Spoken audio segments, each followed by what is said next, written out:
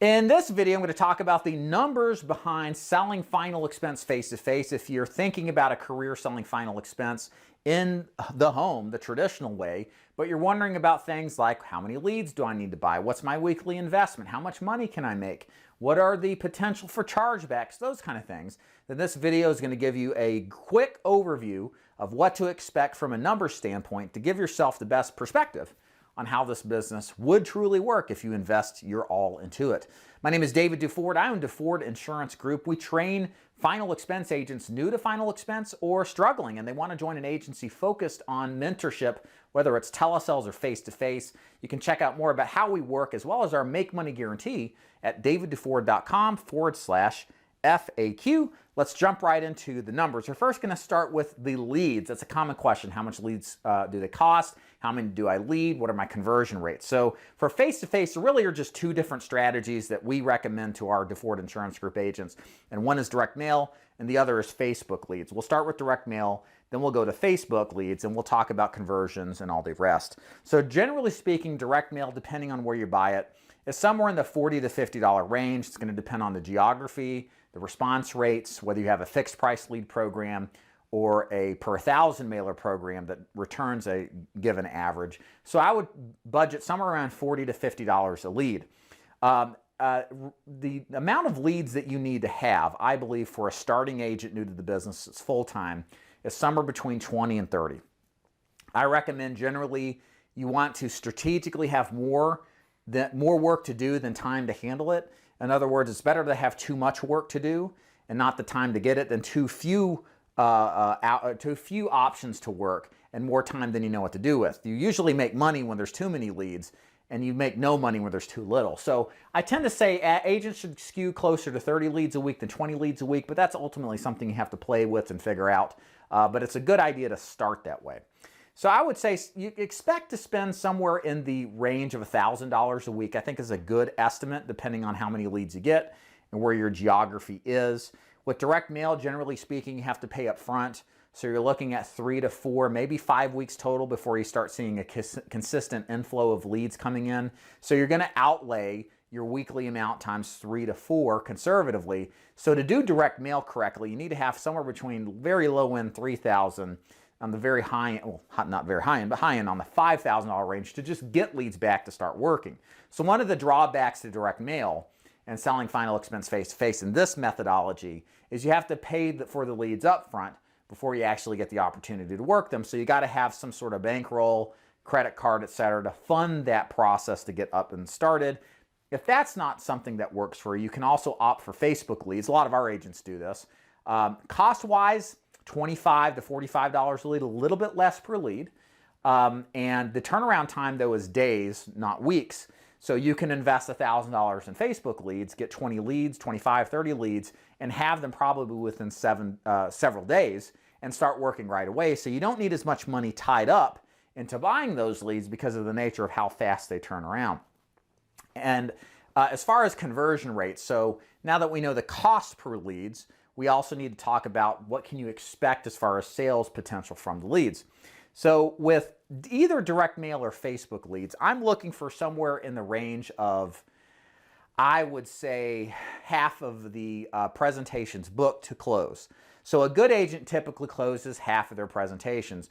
More succinctly, total presentations on the bottom divided by total applications should be 50. So if I have 10 presentations, I should have 5 presentations closed. It might just be 3 sales of the presentations because they were husband and wife combos, and then the third one was a single person. That's 5 apps total, right? Divided by 10. So 5 to 50% of your presentations should be applications, if that makes sense. And that should be the same for Facebook leads as well. One other note I forgot to mention about Facebook leads, you usually need a little bit more Facebook leads to get as many appointments booked. So you might, instead of getting 30 direct mail leads or 30 leads for Facebook leads to get the equivalent presentations, you probably need closer to 40, okay? So the quality is a little bit lower, although some leads like what we work are very equivalent to direct mail quality. So I wouldn't say for sure that that's always going to be the case. Now, I would say with that said, because you've got to get more Facebook leads to get the same level of appointments as you would Facebook leads, that's just the nature because they're harder to book appointments with typically. But the conversion on the presentation should be the same. The goal is 50%. Low side would be 40%. Any less than that, you're going to be not returning a good amount on your investment. The best agents close 2 out of 3 of their presentations. About 20% to 30% of your appointments that were pre-booked by phone will probably no-show you. Again, that varies by script, how well you work it on the phone, etc. You should always door knock those people anyway. Sometimes they just get scared or forget. It even happens sometimes, but you want to go back and see them anyway and try to sell them. And then out of the closes that you get, my average recommendation case size is going to be about $800 annual premium, or somewhere around $65 to $70 on average. Again, varies by how you sell, what you sell, how you present pricing. We've seen face-to-face, that's about the average now. So if you sell 5 policies at $800 in premium, that should be about $4,000 in premium. And of that percentage, about 1 out of 3 will be a guaranteed issue product, and then 2 out of 3 will be level products. And that's important because most guaranteed issue pays less. So you have to factor in a weighted commission average that'll be a little bit less than level coverage. So if you're at 100% level and your guaranteed issue is 60, it's going to be somewhere closer to 100% than 60% being the average, because you're selling for every 1 guaranteed issue 2 level plans. Hopefully that makes sense. But you do want to take that into account. So out of those people that you close, you should probably keep around 80% of that for the first year. This is our persistency measurement, or of how many people are going to lapse. So about 1 out of 5 of those people you close are going to cancel. They change their mind, they get replaced, or something happens, right? So go ahead and factor that into the numbers too as well, as far as expectations of how much you're going to keep.